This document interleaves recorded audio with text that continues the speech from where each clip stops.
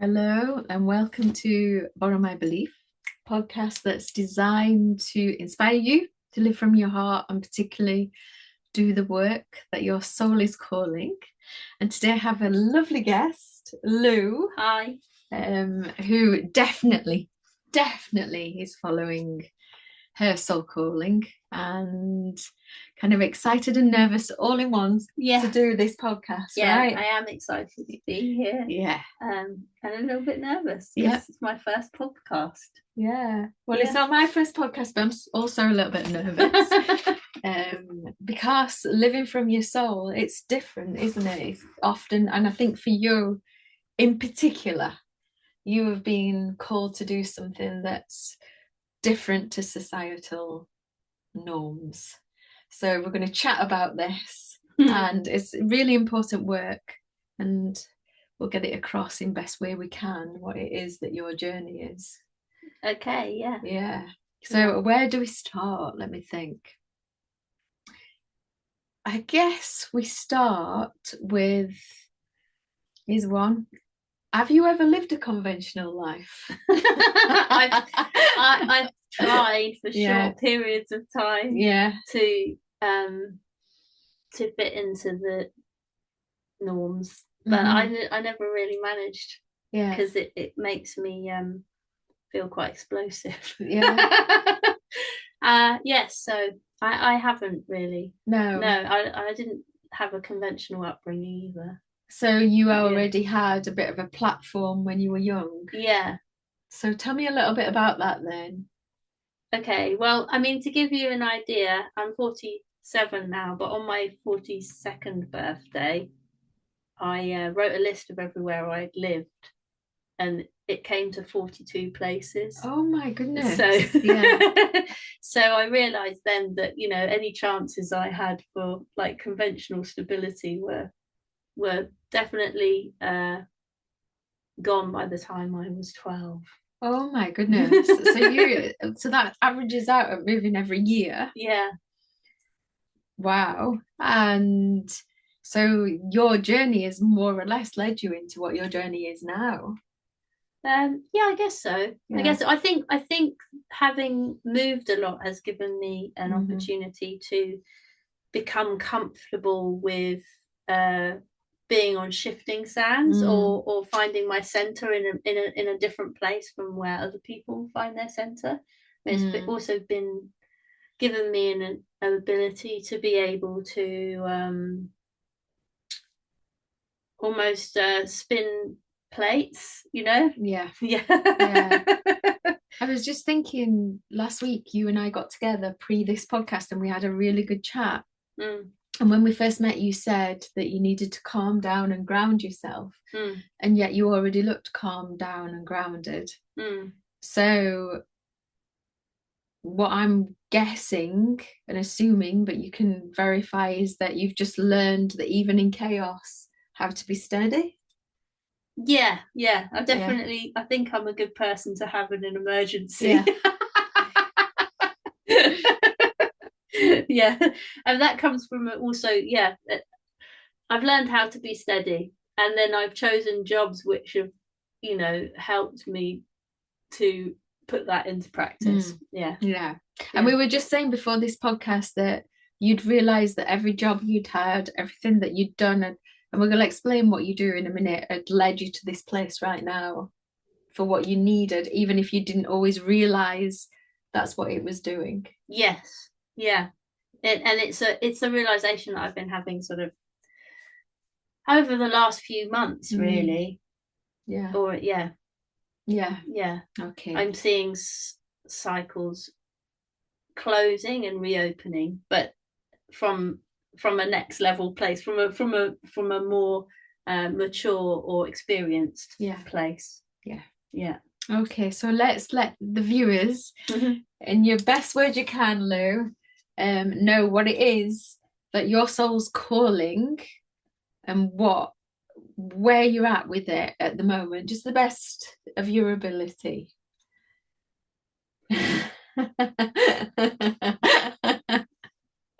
So I have been being called to become or facilitate, to be a bridge, a facilitator for people who aren't speaking, unable to speak physiologically or because of their nervous system, or various different things, or have unreliable speaking. Some of those people also have multiple diagnoses and labels attached to them, which include words like autism or cerebral palsy or Down syndrome or any other number of syndromes. And I have an ability to get through to these people and to be able to tap into and communicate with them on levels that are not necessarily visible or audible to other people. But I now want to create a safe space for people who can't talk to be able to come and learn how to communicate. Not that they don't already communicate. I think I just want to make that very clear. They definitely are communicating on multiple levels. Maybe not the ones conventionally accepted by everyone, but they're definitely communicating. And if you want to hear that or notice that, you just have to actually pay attention, slow down and watch and listen, and there's communication there. So I'm not trying to override what they're already doing, but I'd like to create a space where people who haven't had access to technology or methods of trying, because now we live in this world with this amazing technology. I mean, it's just, we've got like machines that can read people's eye movements and turn it into words, and we've got people who are so amazingly intelligent, but they've got no way of letting their words out to let us know what it is we need to hear, or how to help them, or how to support them, or how they can actually help us, which is even more exciting. Yeah, so to create a space where they can come and access this type of technology and this type of experience, but in a non-clinical, non-dry, non-finger pointing, non-clipboard filling in, assessment monitoring way, and just completely outside of the box, in a free, creative, expansive space, which is vibrationally conducive for them to find their best selves and give it put their best foot forward. That's beautiful. I'm just going to go down the road of the unconventional and explain, for anybody who's not watching, there is a podcast called the Telepathy Tapes, and it's been very popular, and Lou's been on that podcast. Yes, and so if anyone wants to check it out, over there, it's all about explain. So the Telepathy Tapes is created by a lady called Dickens, who's done an amazing job of taking people from 0 to 100 in terms of comprehending the potential of people, mostly young people who have autism, and who are learning how to use spelling boards to communicate with their families and or other people. And she's done a lot of testing, blind tests, video film tests, and it's really helped people to open up and come forward and start to experience to explain their experiences to others. And it's become a bit of a almost tidal wave across the world in terms of helping people to accept the potential of people who we otherwise might have thought were just not really in there. They have an enormous psychological maturity. Yeah, and also I've already explained to you, and this is probably why I'm nervous about this podcast, actually, because I've not gone down this road before. But I've explained to you that my grandson, from very young, has communicated with me, and it's really interesting because I didn't really talk to anybody about it, or told a person who's very open-minded, and then I told you, and then you were, of course. And also he was taught sign language by his dad, and he sign languages really well when he's not even 2 yet, and which shows how much intelligence. But not only that, when he does it, he's not just sign languaging what he's learned, he's putting things together. Yes. And for himself, and he's thinking for himself. And so I was talking to you about how he was concerned that there wasn't any food left on his mum's plate and wanted to make sure that she'd got enough to eat, which shows me there's so much going on. So much more than we think, because we might think that their thought is stopping at themselves, but their awareness of their whole environment and other people's feelings and needs might actually be much more than we give them credit for. Which is beautiful, isn't it? Because we can actually start to have much more complex and in-depth relationships with people and children much earlier on.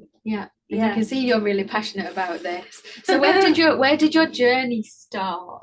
Where did your awareness of this begin, if you're looking back? Well, I mean, I was a bit of an odd teenager. This is like, so when I was in my early teens, my mum used to go to the sports centre.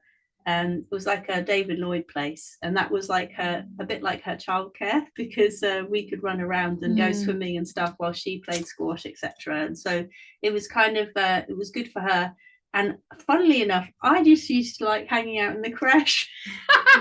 That was one of the things I did, you know, aside from like you know, swimming and stuff like that. So I used to go and hang out in the creche, and so I think I always had this thing where I just wanted to look after kids. And so then after I finished my art degree, I ended up working in adventure play, which is just the most amazing undervalued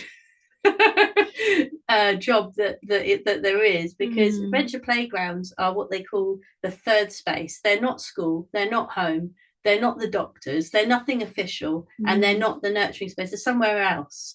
And so therefore kids can go there usually for free, or their services are paid for by the state, depending on what type of space it is, and they go there and they can just run around and let themselves rip, which is what they need to do. And I ended up working in these adventure playgrounds for children who had disabilities, and learning what I like to call learning differences instead of learning disabilities. I like that. Or learning difficulties. So I ended up being in these situations where the way it worked was we would have one child for 4 hours, and then it would be lunchtime, and then we'd swap. So we'd spend 3 to 4 hours on one-to-one with a child. And the place where I was working, a lot of them didn't speak. So I'd be one-to-one several days a week with specific children. In the summer holidays, it would always be, you know, kind of every day. So you'd be there.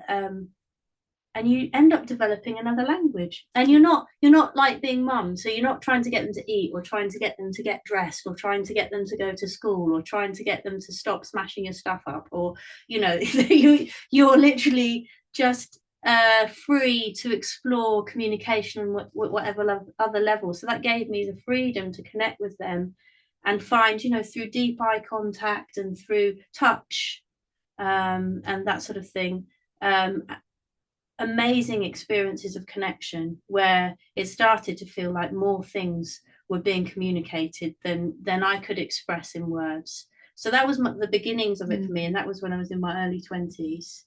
And then and did it feel natural? Oh yeah, it felt really natural. It was perfect.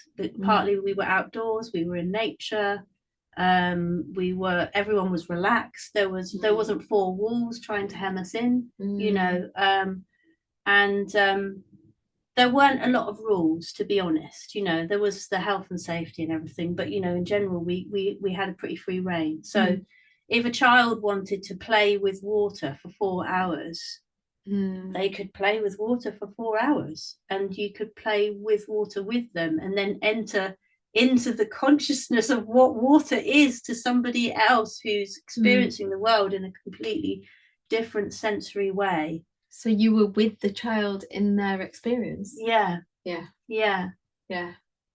totally. Which a lot of these I mean, it's not quite the same, but these forest schools and different type of schools, that's their aim, isn't it? Rather than putting a child in a classroom and showing them what they have to do. They're putting them in different environments, seeing what comes through the child. Exactly, yeah. And you also said earlier that what you've learned from the children, and I agree with that children are an evolution of us. And there seems to be this thing, I'm a parent, where we've thought we're there to teach the children, but certainly as a parent, constantly, and still to this day, and my kids are grown up now, my kids are teaching me, because they're an evolution of me. Yeah, that's a beautiful way of looking at it. Yeah, they are. Yeah. And so what after that then? So you worked there and then you moved on to... Well, I did play for years in different environments. So I also worked in neurotypical places. I helped manage some places. So I've worked in a lot of different capacities where, you know, when we were talking about managing chaos earlier, but try holding space for 350 children, you know. Oh my God, yeah. which is quite intense as well. That's quite a skill. Yeah. But I started learning Shiatsu, and I had my art practice going. So these were places where I could practice Shiatsu on kids through the medium of play. Sorry, I maybe wasn't supposed to do that, but you know, it was fine. Everything was consensual. We just, you know, you're playing with people and you're just trying different acupuncture points on them as part of the game to see how they respond. They can do it back to you, you know, if they like. It's that sort of thing. And what else? And creativity. Yes, so I did that for years. For Shiatsu, developing practice, play, continuing practice, and art, performance art and stuff. Then and I actually was speaking to a collaborator of mine the other day, and they were saying that actually apparently one of the states that in the telepathy tapes, I didn't pick up on this from having listened to the episodes, but there's a point where one of them saying that in order for people to hear us, one of the best ways to come through is to be in a state of playfulness. So in from a place of playfulness, it's easier for our brains to be able to actually enter into the brainwave frequency that is required for telepathic communication to take place. Wow. Yeah. Which brings me to, if you don't mind me just carrying on. Keep going.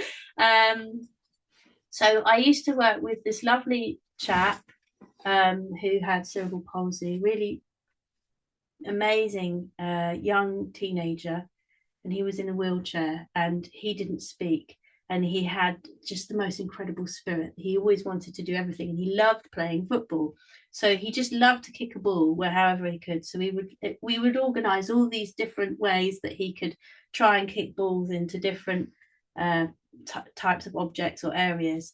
And then somehow it developed into this game where it was letters. So he would be actually trying to kick balls to certain letters and things like that. And that refined into writing letters home to mum. So we just got into this practice where that became quite regular. Ovid's mum loved it. And so they just used to, we'd write the letters home and just carried on like that for ages. And it became something that we got quite quick at. And you could do it with a yes, no, you know, because once the most important thing with communicating with someone who doesn't have words is to establish what a yes or no is. And you can do that in all sorts of ways. You know, you can make a facial expression that's a yes, or squeeze somebody's hand. They can squeeze your hand for yes. And once you've established that, you can start to develop more complex and deep communications. Wow. But people appreciate the fact that you're trying, and the fact that you're willing to meet them and to be patient enough to just wait for the answer, however long it takes. Because when you work with consent, then you're offering someone respect. Wow. You know, so if you've got 4 hours with someone, you've got time to find that point of consent and that place of yes and no. And then over time, what develops is a quicker and faster understanding of each other. Wow. Yeah. So I can see why you're passionate about this. And my sense is you're not going to be able to give the full story, but recently you've been communicating with somebody. Yeah. And without kind of wanting you to over explain what you can or can't explain, can you give some details about? Yeah, so after a long break of this type of play, which did develop into a more basic form of telepathy with some of the children, and I'm happy to talk about some of those experiences because some of them were beautiful. I had break and I just worked with neurotypical young people for a long time, and I sort of forgot about it, and more recently I started working in a residential home, and with adults who were, I guess they were the same age as some of the children would have been that I was working with, some when they were kids. You mean, okay, so you're saying that the kids you worked with when you were younger, these had grown up and they would be a similar age now? Some of them were, some of them were, and some of them were a little bit older, so that's quite interesting. It's just occurred to me, you know, same generation. Wow, yeah. But yeah, and so at that point then I did start to receive some quite clear telepathic communication with some of the people that I was supporting. And one person in particular that I had, she was the forerunner for it. So the communication with her was so clear that it was completely undeniable. And that was what opened a door for me to start to communicate with some of the others a bit more. But the communication with this one person was very strong. And so just to explain how, so that somebody can understand, how does that work for you? Because I know you want to... What you're moving towards now is facilitating so that people can do this. On the telepathy tapes, kids are doing this with the parents, well, the mums particularly, is what I was listening to. How does it work? I know you're not going to be able to give that fully, but yes, yeah. I said, well, if you want to listen to a full version and like a scientific explanation, the best person to listen to would be my brain's gone. I'll explain her name later. It's all right, we'll get it. If we don't get it, we'll put it in the comments below. How's that? Diane Powell. Dr. Diane Powell. Okay. That's it, yes. She gives a very good explanation of how that works. And avoiding doing that, how I've experienced it has been, I have to be honest, the experience itself made me question whether I was going mad. On multiple occasions. And I think that's important to say that. Yeah. Because why I feel like that's important to say that is we're brought up to believe there's 5 senses, certain things in society, and in the world that I'm in and you're in, we're seeing that there's more than that and there's different things. And my podcast is quite clearly going down some of these roads along with conventional things. And when I was having this communication with my grandson, I was questioning it, but then things happened that I wasn't going mad because they stack up. Yes. Yeah. And somehow the communications over time begin to explain themselves. That's that, you know, things that were said, you feel that were said, start to actually reveal to themselves to be true. Yes. Which is amazing. Beautiful. So how do I experience it?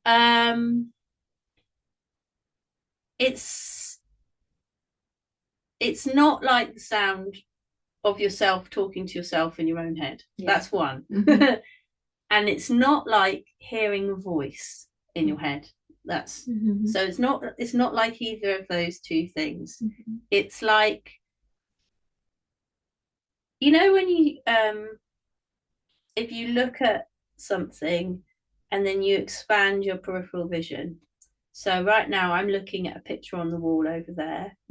But if I want to, I can expand my peripheral vision whilst I'm looking at that, and then I can start to see the things that sort of here. Yeah. And I'm still looking at the picture on the wall. It's a bit like that, but it's in your mind. Okay. so you somehow open your peripheral vision in your mind, your peripheral audio senses, and then words come in, and it's much faster than speech. It's faster than it's. I guess at first, if the person who's communicating with you, and it says in the telepathy tapes, doesn't it, that some of these people are very advanced communicators, and that would be my experience. So they might be communicating telepathically with each other because none of them can speak, so they're going to communicate somehow, right? So that's how they're doing it.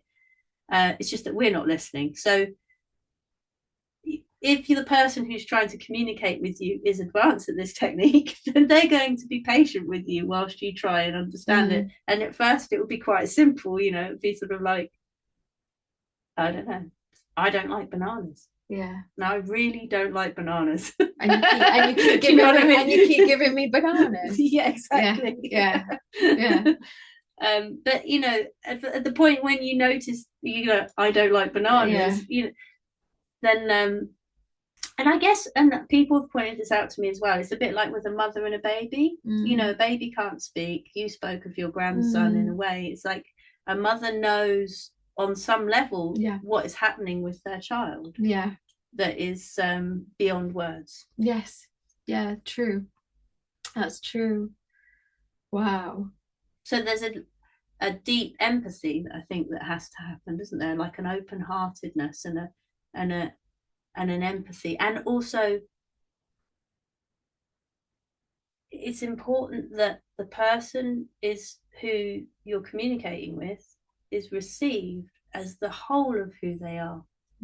So without judgment of somebody being infantilized, for example, an adult being infantilized or being incapable.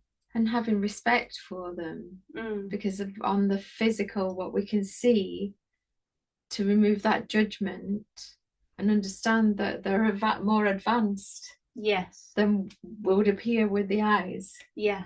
And maybe they're more advanced because of what we can see, because we're limited by our experience when we feel they're limited by their experience. Yes, and now that's coming to sort of some of these sort of like spiritual things, which is, you know, say for example, Buddhist monks might practice certain ways of behaving. There might be certain or other spiritual practices where there are attainments. That's what they call it in Buddhism, isn't it? There are attainments. There are things we ought to attain: patience, compassion, forgiveness, tolerance, generosity, all of these things. And on some levels, somebody who's unable to use their body completely and doesn't have the power of words to make their will known to the world actually is becoming a master at some of these attainments, which is actually really, really incredible. Yeah. To, you know, I sort of became, as a witness to their level of humanity, their evolution, I became quite humble. Yeah, and I'm realizing that as I speak to you now, which I didn't think before we did this podcast. That feels so true. Yeah. Wow. So in some sense, what you're doing is opening a key and a door to something that can advance us in some sense. So whilst you're wanting to help and provide a brilliant space, who knows what's going to come out of this? Yeah. Who knows? They know. Yeah. So it's your soul calling and you're really listening. You said that you'd like to explain some of the things that happened, some of the lovely experiences that you had further back with some of the kids as because it might explain I mean, one of the conversations I had recently where I was having to explain to my colleagues and superiors in the place where I was having these telepathic conversations and supporting people was about, you know, how I've forgotten what I was going to say. Oh yes, how I was. They were so shocked that I was having these conversations that were apparently quite advanced with people who they didn't consider to have the mental capacity to have that level of thinking.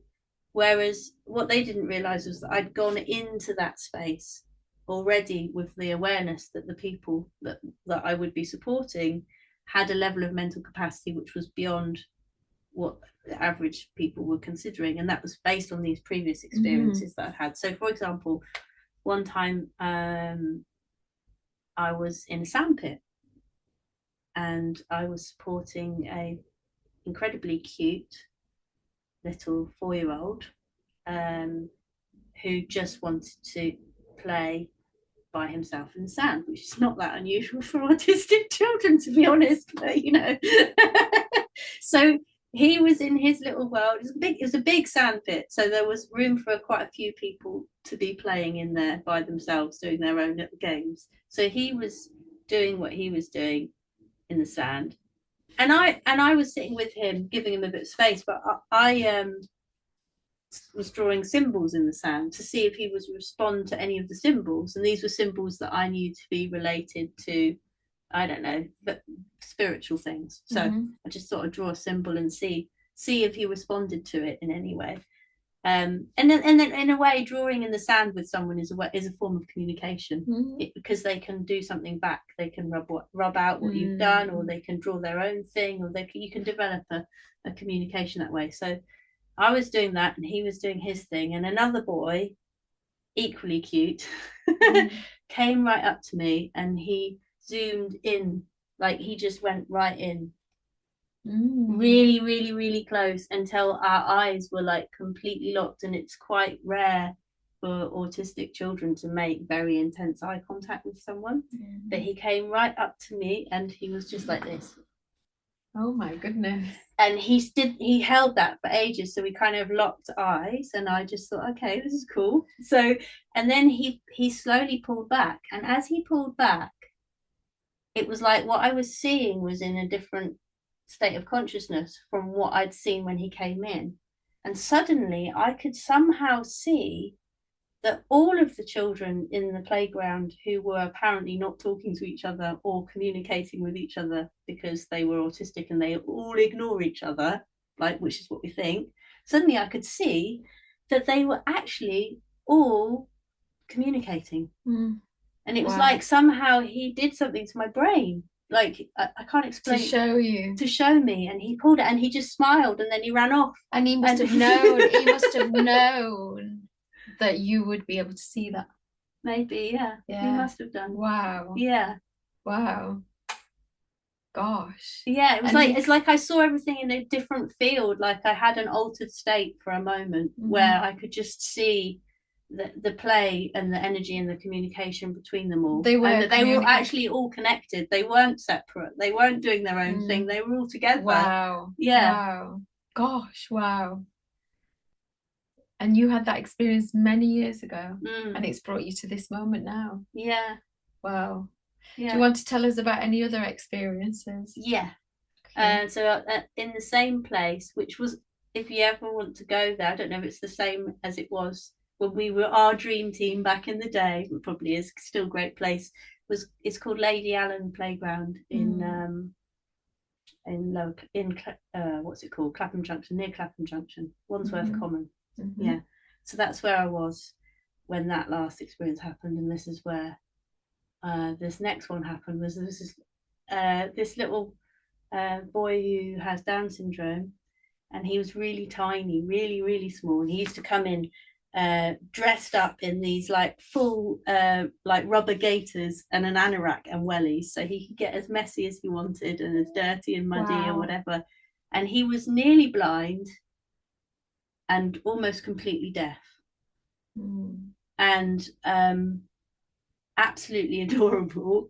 And one day I had the pleasure of supporting him, and he just used to somehow, he would always have this ability to be able to stand in the middle of absolute chaos. I mean, you're talking about kids riding around on bikes, people throwing things, you know, like loud music blaring, like everyone running around doing different things like you do in playgrounds.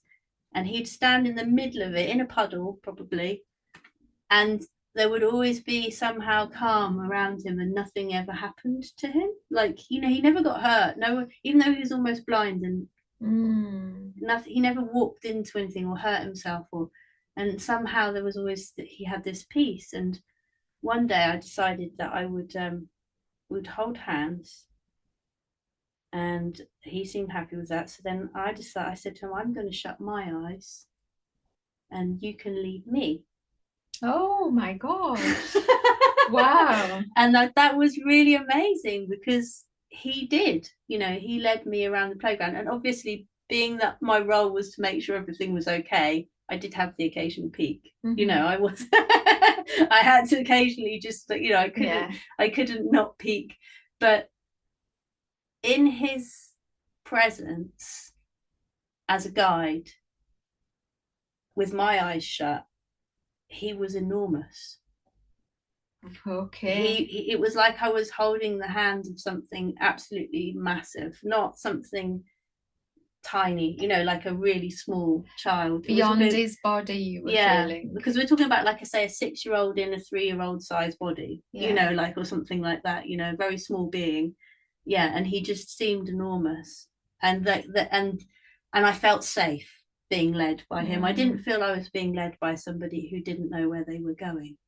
That was, wow. So I can see why you're really passionate about this. And when you're actually talking about it, you're really lighting up and people will be able to see that.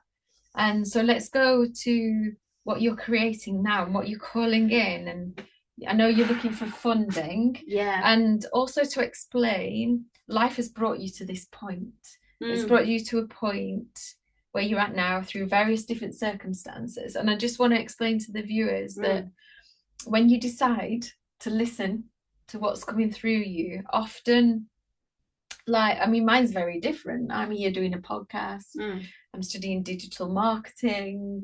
I'm talking about manifestation, and that's my calling, to help people manifest from a conscious place, because people are always manifesting.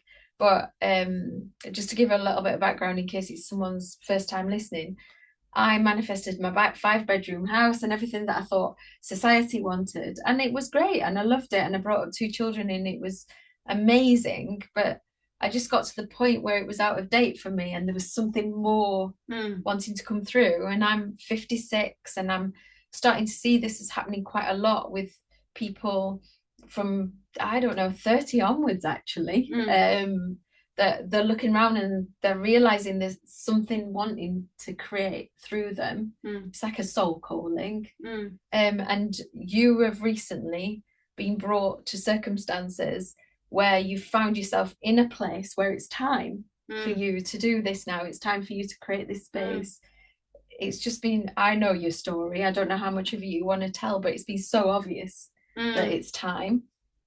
So I don't know how much of that story you want to tell, and if not, talk about what you want to create. I'll let you decide.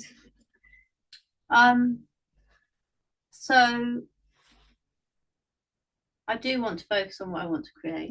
Yeah. And then whatever needs to come out as part of that will come out. So I, through working actually in this residential home, made very close connection with one person in particular, as I said, and that was really beautiful. And I feel that there's a soul calling there. And that person themselves, one of the first things they said to me was, I want you to advocate for me. And that felt so real, and it felt like an agreement we'd already made, and so I continued working in that place for a while to keep that connection going. But actually the job itself wasn't fulfilling me, and it wasn't allowing me to be the whole of who I am, or to offer the whole of what I can offer. And so it became time to not do the job anymore. And in many ways, conveniently, I was pushed out of the door because it wasn't considered to be appropriate the way that I was working. There were like what they call a conflict of interest, which is fair enough, and so, but it's brought me to this point where I'm able to now realize that I've got this wealth of experience to bring together into one place. And that's, as 20 years as a Shiatsu therapist, having worked with all sorts of people with multiple health conditions, so an understanding of vibrational frequency medicine, experience with managing spaces for young people, experiences of organizing activities, etc. Plus the communication experiences that I have had over many years, which I think now have become very fine-tuned, means that now I'm able to offer a mixture of creative, therapeutic, and communication skills in order to help people to bring out the best in them. I think that's the thing, and that's what we really want. Is we want a hub, a space where people can come, where they can express themselves without judgment, without there having to be a formalized record of, just they can express themselves, and that can be done. I think creatively is a very beautiful medium for that. It can be done therapeutically as well. The whole thing can be merged into one, but accessing it really is a springboard, though. I kind of like, this is a very early it's a birthing. We're birthing. So I'm collaborating with another lovely lady who is bringing her business skills into the mix and her space managing skills into the mix. And so we want to have a hub, a space where workshops can happen, where people can come, and where we can start to really create. I mean, on some levels, I just want to step back. Like, I am a facilitator in this, but I really want the people we will support and our service users to be the creators of what it actually is. So ultimately, in the end, it's something that I've been called to do. I've been asked to do by the people I've been supporting. Can we please have a space where we can come and hang out, and it's relaxed, and the vibration is optimum for us to be able to fully come into our bodies? And that's you really listening, which is what it's all about. And then we can start to share with you how we want to communicate with the world. And so I think it's about providing tools and having a store cupboard, or was it a magic bag full of tools. Sac magique, like all good clowns. And then bring that into the forefront. And it's really interesting, and I don't know the full details of this, but what's really interesting is we're in Glastonbury, which is alternate and different, and we know we meet all sorts of people here, and all sorts of things happen, and there's a new birthing centre opening in Glastonbury. Isn't that beautiful? And so I know that you've seen a building in Glastonbury. It might not necessarily be the building, but you're looking for funding, people to collaborate with. What is it that you're looking for? we're looking for money to help us to hold down the building and to rent the space and to start to get equipment. So the equipment I'm really interested in is the eye gaze technology, because I'm aware that there are people who don't necessarily have the motor skills to be able to do the typing, or that they have so much to say that it might be quicker for them to learn to use a computer. They might actually be so advanced in their consciousness that AI could be the tool for them. So how does that work then? Eye gazing technology. You know what? It's actually been recently on Coronation Street. Really? Yeah. Wow. So wow. If any of you are watching Coronation Street, there was a storyline, or has been a storyline, of a young man who was paralyzed, and he is communicating with his family, and in as his character, using this tablet which is scanning his eye movements, and the computer learns to track the individual's eye movements, and they can then learn to type, basically using their eyes. And you can program whole words in, so you can get quicker. You don't have to do letter by letter. You can put a vocabulary in there, and they can actually put sentences together. And so an advanced soul could learn that quite quickly, potentially, if they. And I think that this is where we're going to start talking about vibration a little bit. So we've got people who, because of their level of consciousness, their vibration is so expansive, they're trying to fit into the density of a 3D body, or on the planet at a time where the frequency match isn't comfortable.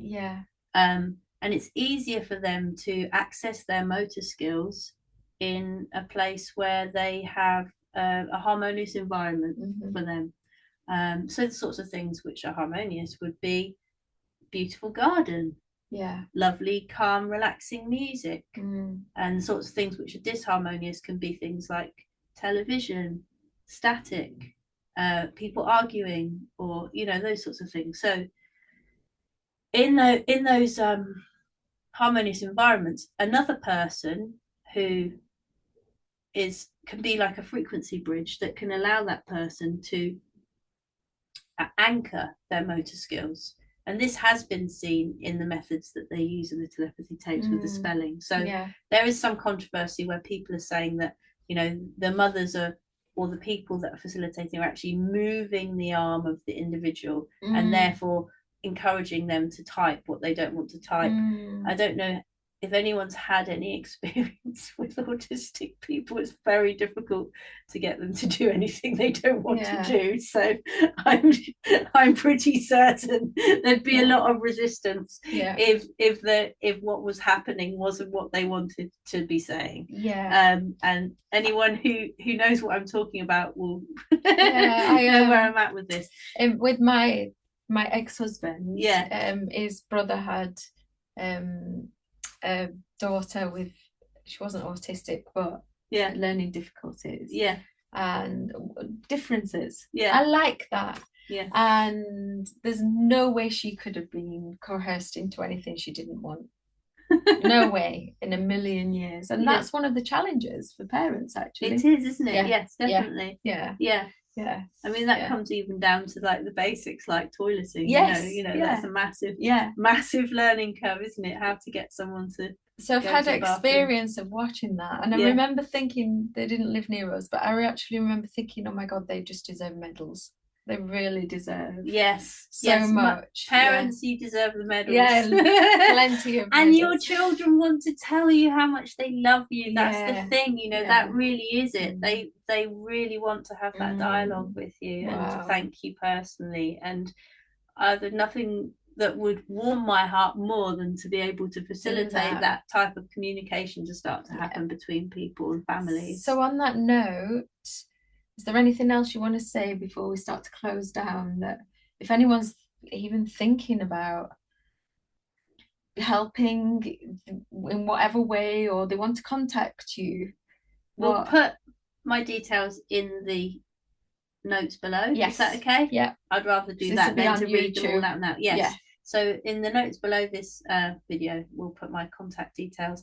I'm working with an organisation that's called Co-Creating Inclusivity. I think that's a .org. Check the notes below. And also our new project is called Indigo Wings. Wow. And that will be a collaboration between Co-Creating Inclusivity and the Mulberry project. Yes, and the White Mulberry. The White Mulberry. That'll be another podcast. Yes. In the future. Yes, the White Mulberry. And it may be that you're watching this and that's already happened, so go and have a look. Okay, great. Actually, I'll update the notes if I've already done the podcast. Yes, and if you want to see me for Shiatsu, I would love to treat you for Shiatsu as well. And your people you want to bring to see me, because that's another whole beautiful experience as well, as working with the body. Brilliant. On a vibrational level. And what we'll do is, when this podcast go out, we can always update the notes, so if it's changes where they need to find you or whatever, we can know, it's easy to update. Yes. Brilliant. So we'll be bringing this co-created hub to Glastonbury. And see where it goes. Yeah. And you've got some notes there. Is there anything else that you want to say? No, that's it. We've done it now. Yes, Brilliant. We've experienced everything. It's been such a pleasure having you on this podcast. I used to ask, I took a break for just over a month because I could see that my podcast was going a certain way, and I used to ask 2 questions at the end of every podcast. Yes. And they just don't seem relevant. But I'm wondering whether to ask them anyway. Well, you've said it now. Yeah. So if you could go back to any moment in your life and you could speak to Lou and tell her something that would help her for the future, what would you say to her, knowing what's happened between them and then and now? There is a rhyme and a reason for everything. Just keep on going, follow your heart, and don't let anyone persuade you otherwise. And that would count for now, right? Yeah. As well. And if you had one message for the viewers listening, so bearing in mind that this is to encourage people to really listen in and follow because we're going to have people. I remember me, I'd created the most amazing life, and here I was, oh my goodness, this is, I'm being called somewhere else, and there'll be people watching this who maybe a little bit confused. They know that they need to do something, don't know how. What message would you give them? I think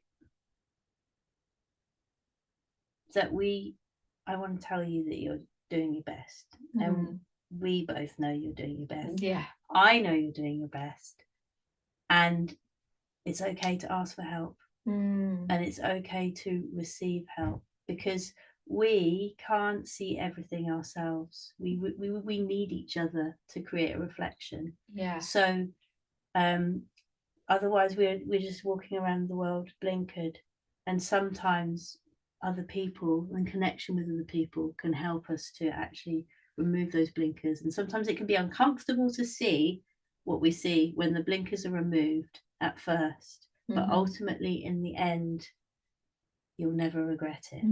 Beautiful. That is absolutely beautiful, because when you step on this journey, it's not necessarily plain sailing, and the connections are what make it. Definitely. Really. And if I was to give anything to add to that, I feel so much more fulfilled now than I've ever been, because working from this place, even though I don't understand it, even though I don't know what's coming next, there's a sense of fulfillment and service that lights me up. You know, there's more purpose. Yeah, it does feel so. Well, it feels expansive to serve something that's bigger than me. Yeah, but I actually feel safer that way. You've got used to it. You've lived it. Yeah. That's beautiful. Well, thank you. All right then. Thank you. Thanks for being on. Thank you for having me. I really appreciate it. Oh my gosh.